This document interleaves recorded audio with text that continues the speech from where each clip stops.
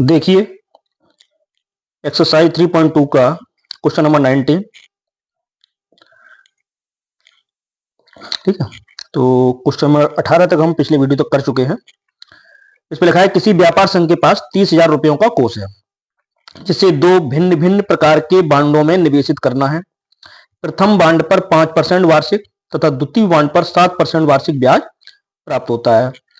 आप व्यू गुणन के प्रयोग द्वारा निर्धारित कीजिए कि 30,000 रुपए के कोष को दो प्रकार के बांडों में निवेश करने के लिए किस प्रकार बांटे जिससे व्यापारी संघ को प्राप्त कुल वार्षिक ब्याज तो नंबर 1 1800 रुपए प्राप्त हो और नंबर 2 2,000 रुपए प्राप्त हो। तो दो क्वेश्चन है इसमें। ठीक है, तो थोड़ा समझेंगे हम कि कहना क्या चाह रहे हैं कि व्यापारी संघ के पास 30,000 रुपए का कोष है। ठीक है, कोई व्यापारी संघ है, उसे 30,000 रुपए दो भिन्न प्रकार के बांडों में लगाने हैं। ठीक है, मान लीजिए उसे दो शेयर खरीदने हैं, या एक सिंपल भाषा में कहें कि 30,000 रुपए दो लोगों को उसको उधार देने हैं बिजनेस के लिए। तो जो जिसमें पहला व्यक्ति उसको 5% और दूसरा व्यक्ति उसको 7% वार्षिक ब्याज देता है। ठीक है, तो अब ये कह रहे हैं कि 30,000 रुपए को उन दोनों में किस प्रकार बांटे। ठीक है, 30,000 में से किसको कितना दें, मान लो पहले को 10 दिया, दो दूसरे को 20,000 देंगे। ठीक है, तो कितना किसको दें कि दोनों प्रकार के बांडों में उसे जो कुल ब्याज प्राप्त हो तो नंबर 1 1800 प्राप्त हो और नंबर 2 2,000 रुपए प्राप्त हो। ठीक है, तो देखते हैं इस प्रश्न को। मान लिया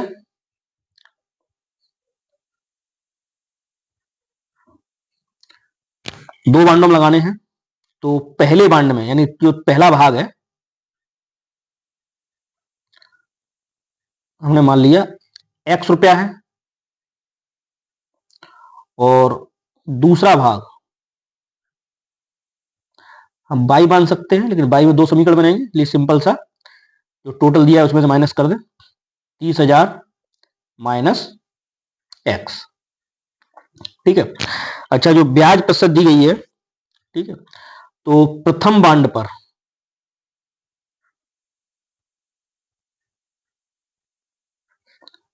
ब्याज दर दी गई है वो 5% है और दूसरे बांड पर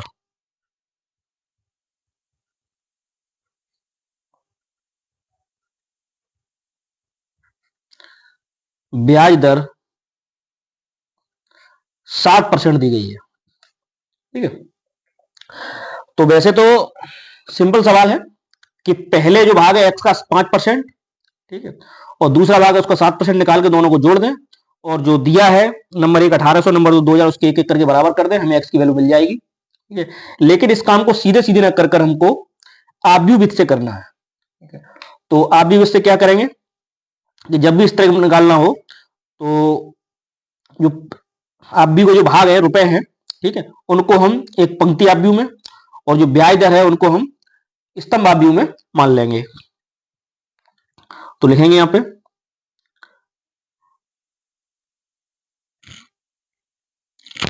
रुपयों को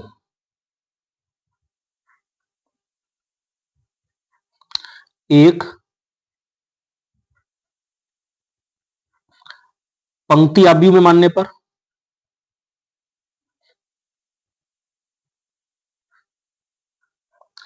ठीक है, हमने पंक्ति आव्यूह ए मान लिया, तो ए बराबर इनको एक पंक्ति आव्यूह लेंगे एक्स और दूसरा आ जाएगा 30,000 माइनस एक्स। ठीक है, जो ब्याज दर है उसको हम मान लेंगे स्तंभ आव्यूह में।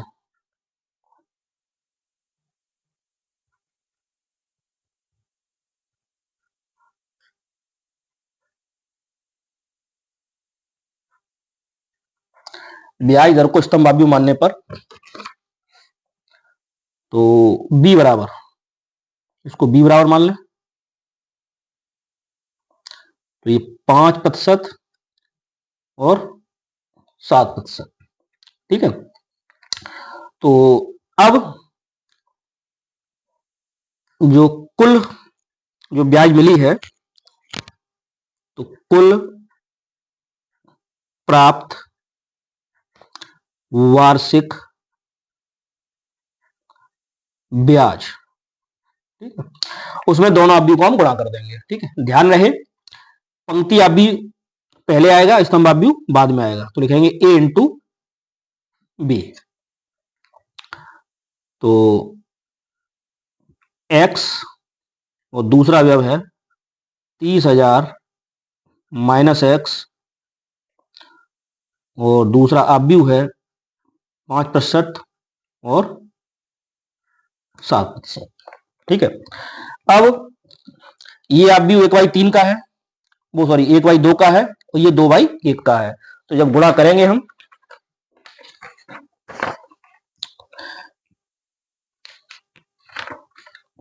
1/2 अवयव और 2/1 का गुणा करेंगे तो गुणा हो जाएगा, और नया जो अवयव मिलेगा वो 1/1 का मिलेगा। तो कर दे गुणा। ठीक है, तो थोड़ा सा इसको आगे लिख लेते हैं।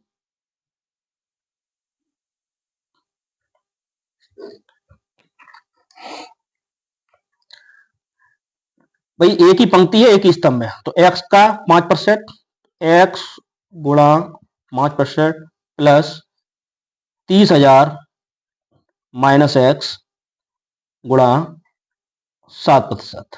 ठीक है, इसको हल करें तो 5x/100 प्लस 30,000 माइनस एक्स और गुणा 7/100।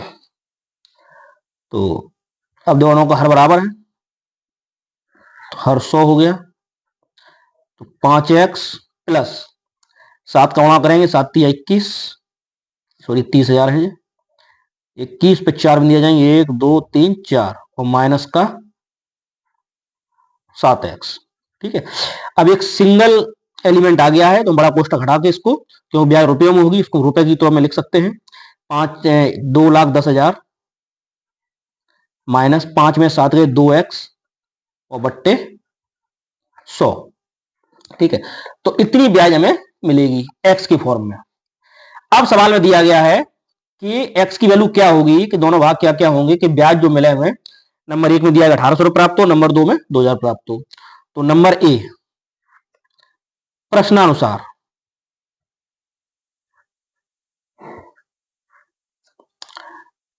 प्राप्त जो ब्याज है वो कितनी होगी, 1,800 रुपए। ठीक है, तो अब हम अपनी जो ब्याज निकाली उसे इसके बराबर कर देंगे। तो 2,10,000 माइनस का 2x बट्टे में 100 बराबर 1,800। ठीक, 100 का गुणा कर दो, तो 2,10,000 माइनस का 2x गुणा करेंगे 1,800 में, 2 बिंदु और आ जाएंगे। ठीक है, उधर ले जाइए, तो माइनस का 2x बराबर 2, ये हो गए 1,80,000 और माइनस 2,10,000। तो 1,80,000 और 2,10,000 घटा देंगे तो बचेंगे माइनस के 30,000। ठीक है, माइनस से माइनस कटेगा, 2 का भाग दे देंगे, x बराबर आ जाएगा 15,000। ठीक, तो जो पहला भाग आ गया वो x माना था, तो x का मतलब हो गया 15,000 रुपए, और दूसरा भाग जो माना था वो 30,000 में से x घटाएंगे, और 30,000 में से 15,000 घटाएंगे तो भी कितने बचेंगे, 15,000 रुपए ही बचेंगे। ठीक है, सेम इसी तरह इसका जो सेकंड पार्ट है उसमें ये कह रहे हैं कि ब्याज हमें चाहिए 2,000 रुपए। तो हमने जो निकाला था सेकंड पार्ट में प्रश्नानुसार जो प्राप्त ब्याज है वो 2,000 रुपए होनी चाहिए। तो हमने जो ब्याज निकाली थी 2,10,000 माइनस का 2x बट्टे में 100 बराबर 2,000। 100 का गुणा कर दो, तो 2,10,000 माइनस का 2x बराबर 2,000 पर 2 बिंदी और आ जाएंगे, तो 2 लाख हो गए।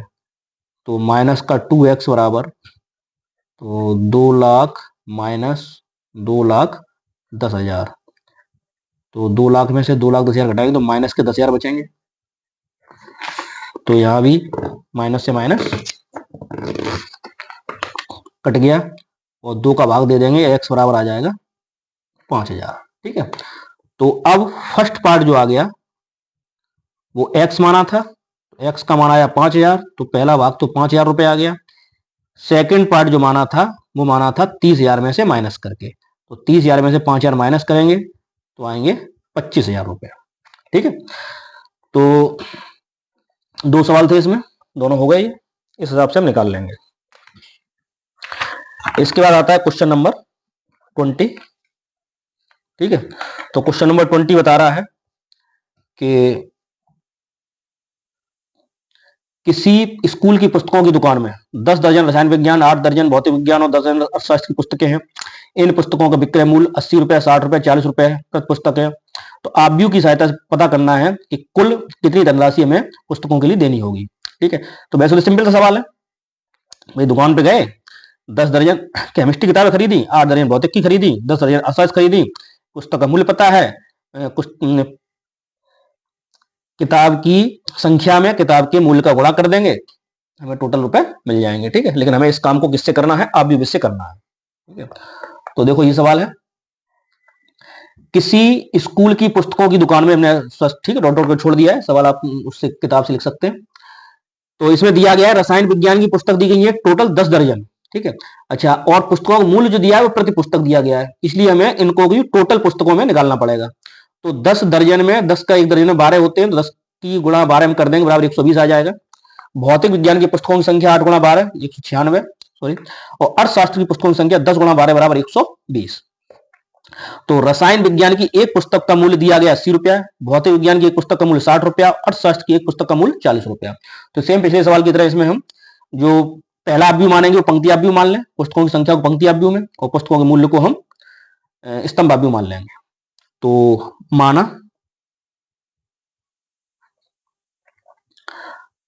पुस्तकों की संख्या को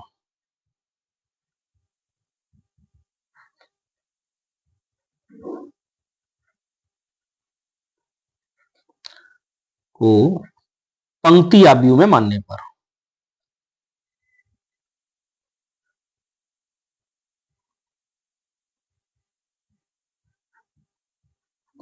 ठीक है, पंक्ति आबयू ए मान लें, तो ए का मान हो गया 120, 96 और 120। ठीक है, तो दूसरा जो प्रति पुस्तक मूल्य है, तो प्रति पुस्तक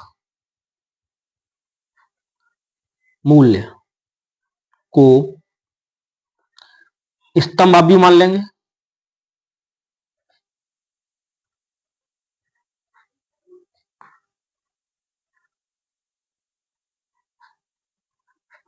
ठीक है, तो स्तंभ आबयू को हम बी मान लें, तो बी बराबर 80, 60 और 40, ये स्तंभ आबयू हो गया। ठीक है, और दोनों आबयू का हम गुणा कर देंगे। ठीक है, इसलिए पुस्तकों का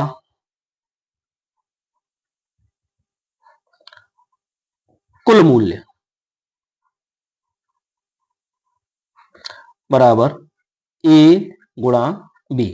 ठीक है, तो हमने पहले बताया था, ध्यान रहे कि हम मान तो ये जो पुस्तकों की आबयू माना है, पुस्तकों की संख्या को हम चाहे तो इसको स्तंभ आबयू मान सकते हैं और प्रति पुस्तक मूल्य को हम पंक्ति आबयू मान सकते हैं, लेकिन ध्यान रहे जब गुणा करेंगे तो पहले हमें पंक्ति आबयू रखना होगा और बाद में हमें स्तंभ आबयू रखना होगा, तभी हमें 1/1 का आबयू मिलेगा, एक सिंगल संख्या मिलेगी। अगर हमने उल्टा कर दिया तो हमें 3/3 का आबयू मिलेगा, हमें सिंगल संख्या नहीं मिलेगी। तो ध्यान से इसको थोड़ा इधर लिख लेते हैं, वैसे तो बराबर चिन्ह के नीचे बराबर चिन्ह होना चाहिए। तो 120, 96 और 120, 80, 60, 40। ठीक, तो एक पंक्ति एक स्तंभ, ठीक है, गुणा करेंगे सीधा सीधा, तो आ जाएगा 120, पहली पंक्ति इसको होगा 120 का 80 से, प्लस 96 का 60 से, और प्लस 120 का 40 से। ठीक है, एक सिंगल संख्या है तो हम कोष्ठ घटा सकते हैं, तो ये हो गया 12 अट्ठे। ठीक है, चलो नेक्स्ट लाइन हटा लेंगे, 12 अट्ठे 96, 2 बिंदी। ठीक है, 0, 6 का गुणा 6 में 36 और 6 निम 54 और 3 57, प्लस 12 चौक 48 और 2 बिंदी। इनको जरा जोड़ देते हैं, 60, 8 और 7 15, 15 और 6 21, हासिल 2, 4 2 6 और 5 11, 11 और 9 20। ठीक है, तो कुल मिला के जो रुपया देना होगा हमें वो 20,160 रुपए देने होंगे। ठीक है, तो ये हो गया क्वेश्चन नंबर 20। आगे देखते हैं प्रश्न नंबर 21 और 22 दो बहुविकल्पी प्रश्न एक्सरसाइज में दिए गए हैं और उनके लिए ये 5 आव्यूह दिए गए हैं एक्स वाई जेड डब्ल्यू और पी, और इन सब की कोटियों को जो परिभाषित किया गया है वो इस तरह से परिभाषित किया गया है कि एक्स की कोट 2/n, वाई की कोट 3/k, जेड की 2/p, डब्ल्यू की n/3 और पी की जो है p/k है। तब तुम्हें नीचे दो क्वेश्चन दिए गए 21 और 22, उनके आंसर देने हैं। कि पहला प्रश्न है कि P Y plus W Y के परिभाषित होने के लिए एन के तथा पी पर क्या प्रतिबंध होगा। तो 4 ऑप्शन इसमें दिए गए हैं। ठीक है, तो जरा देखते हैं हम कि P Y plus W Y, तो P Y plus W Y अगर परिभाषित है तो सबसे पहली बात तो यह है कि मान लो पी वाई और डब्ल्यू वाई को एक आव्यूह मान लें, तो पी वाई और डब्ल्यू वाई दोनों ही जो आव्यूह आएंगे वो समान कोट के आएंगे, क्योंकि जो योगफल होता है आव्यूह में वो हमेशा समान कोट के आव्यूह का योगफल होता है। ठीक है, अगर कोटियां भिन्न हैं तो योगफल नहीं होगा, तो पी वाई और डब्ल्यू वाई दोनों समान कोट के होंगे। अब पी वाई और डब्ल्यू वाई इनके परिभाषित होने के लिए क्या होगा, तो पहली बात तो होगी पी वाई की जो कोटि है, पी वाई की कोटि, तो पी वाई तथा डब्ल्यू वाई के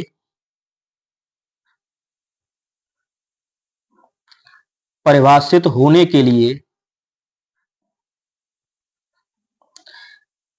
पी वाई की कोटि बराबर डब्ल्यू वाई की कोटि। ठीक है, तो इसको तो हम बाद में देखेंगे, पहले हम पी वाई और डब्ल्यू वाई को परिभाषित कर लें। पी वाई के लिए क्या होगा, अगर पी वाई परिभाषित है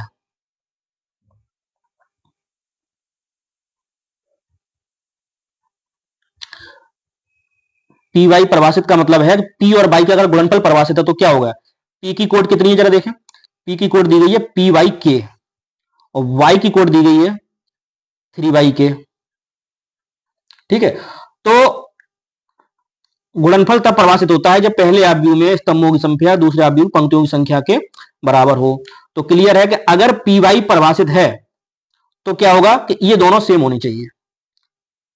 ठीक है, तो ये दोनों सेम कब होंगे, जब के का मान ये 3 है तो ये के का मान भी 3 होगा। ठीक है, तो के बराबर यहां से क्या आएगा, निकल के आएगा के बराबर 3।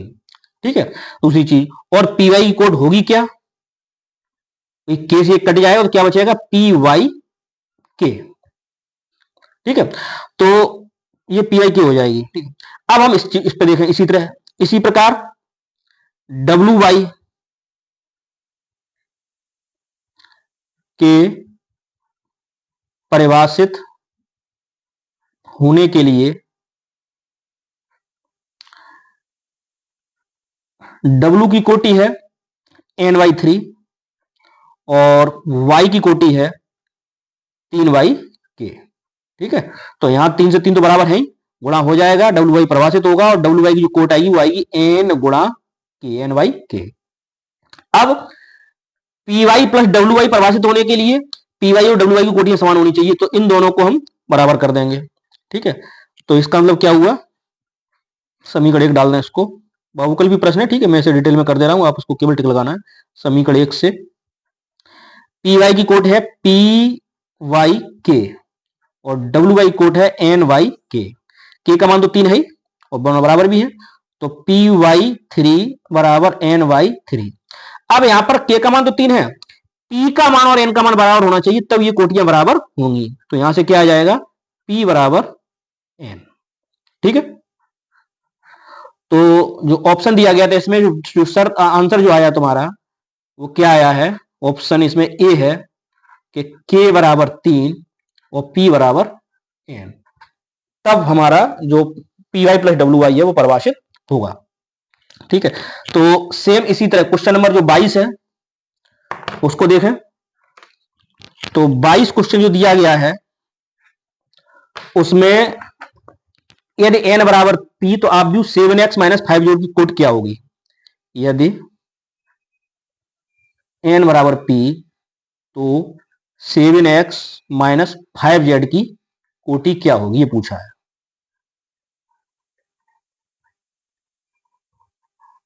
ठीक है, तो एक चीज तो ये ध्यान रख लें कि 7x और 5z दोनों का अंतर हो रहा है, तो ये क्लियर है कि 7x और 5z की कोटियां समान होंगी। दूसरी बात ये होगी कि x कोई आप भी हुआ है, उसमें किसी भी स्केलर का मल्टीप्लाई अगर कर देंगे तो उसकी कोटि पर कोई प्रभाव नहीं पड़ता। तो जो x की कोटि होगी वही 7x की कोटि होगी, जो z की कोटि होगी वही 5z की कोटि होगी। ठीक है, तो 7x और 5z की कोटियां बराबर होगी, इसका मतलब क्या होगा, x और z की कोटियां बराबर होगी। तो x की कोटि